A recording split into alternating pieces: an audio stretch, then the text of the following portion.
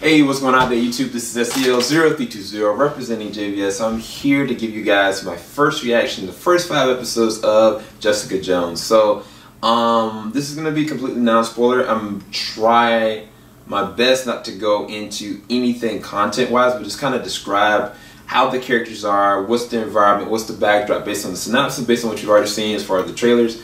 And so let's go ahead and dive in. So, the first 5 episodes for me, I think were very satisfying. I actually really enjoyed it. I think the round out, the 5th episode really kind of solidified to me like, okay, now I understand and get that these characters are evolving. Specifically Jessica. Like, Jessica is at a different place in this because now that Kilgrave has died, like, she has to assess within herself, you know, was it justified her killing Kilgrave? What kind of person is she going to be?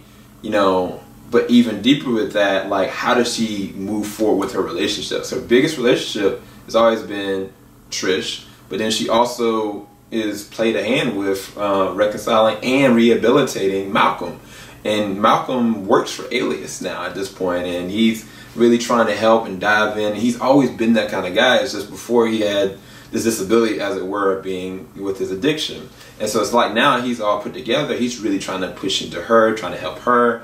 Trish is trying to push into Jessica, but for herself, and out of this kind of self-worth kind of mentality. And it's very frustrating in the beginning, the first 2 episodes, because I'm like, Trish, what are you doing? Trish, you're doing too much. Trish, you're doing too much. Whereas like with Malcolm, it's like, wow, there you go, Malcolm. Wow, you are a strong dude, man. Jessica really needs you.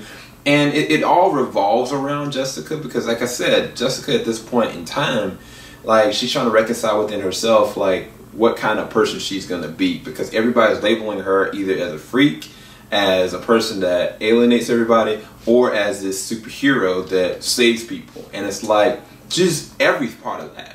But at the same time, you know, she also never really understood why she is the way she is. And this is one thing I like about the first 5 episodes alone, is that you get to understand things about Jessica that Jessica you know about Jessica. And you get to see the more she learns about herself, the harder it is for her to move forward. The farther it is for her to even like not, I don't know how to put it. She doesn't not only know who she is, but she doesn't know what her capability is. And at the same time, now I see her progressing as a human being. It's like, as much as she's putting pressure on her to deal with these things that are very harsh, which I don't want to reveal because I don't want to spoil it for you guys, the more she gets like, man, this revelation here, man, this revelation here, wow, I can't believe this person died because of this. It's like I start to see her humanity start to come out. And another interesting thing is there's a tenant, a super, as it were, that has a little boy, and first encounter with Jessica in the first episode is kind of a pleasant one, but then he understands very quickly that she's got powers.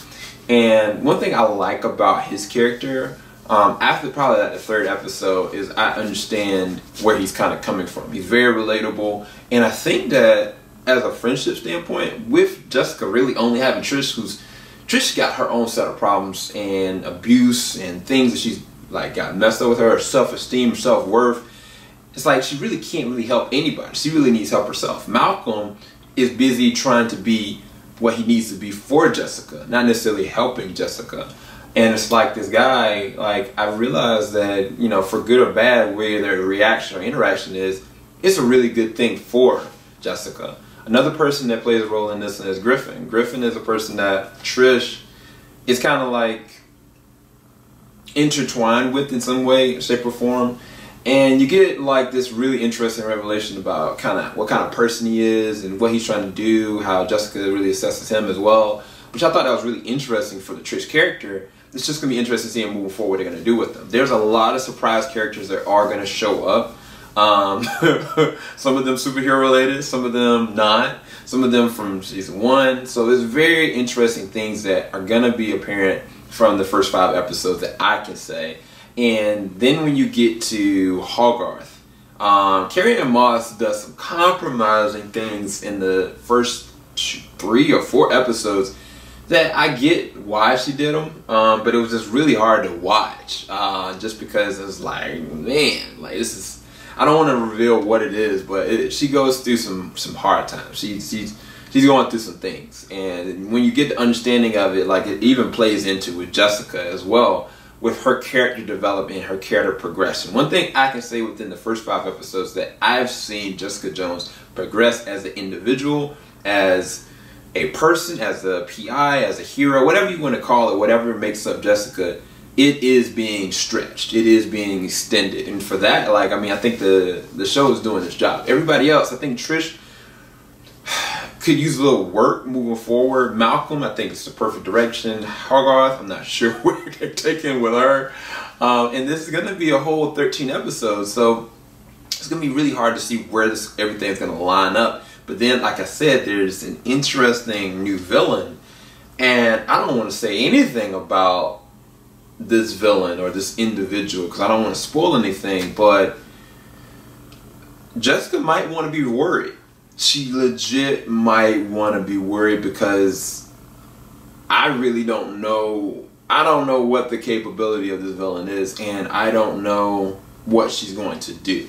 I think that a part of me was just kind of like thinking, Kilgrave, like, how could they ever, you know, replace somebody as potent of a villain as David Tennant's Kilgrave? There's nothing implied in the first episodes about a Kilgrave whatsoever, so I can say that. But this villain, this individual, Jessica is going to need to be on her P's and Q's and be ready because it's going to be a fight. It's going to be a legit fight. And I'm curious to see where everything's going to go. But if I had to assess the first 5 episodes, I give it 8.5, 9 out of 10. I think it's actually really good. The first 5 episodes actually are very engaging.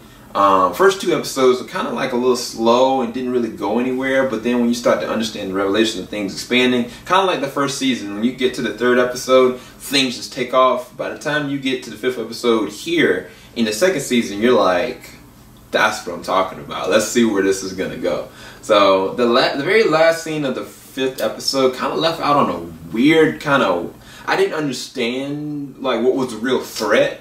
And that's really all I can really say without spoiling anything. And hopefully I didn't reveal anything too, you know, revealing. But hopefully y'all enjoyed this first reaction, first review for Marvel's Netflix, Jessica Jones, Season 2, first 5 episodes. Leave a like below if you enjoyed this, and definitely make sure you subscribe, hit the bell button, and if you can see here, you'll see a little bit more video content to come, and there's definitely going to be reviews for each and every episode to come as well. Keep it locked. JVS, we ain't gonna stop. Y'all have a blessed one. Peace, guys.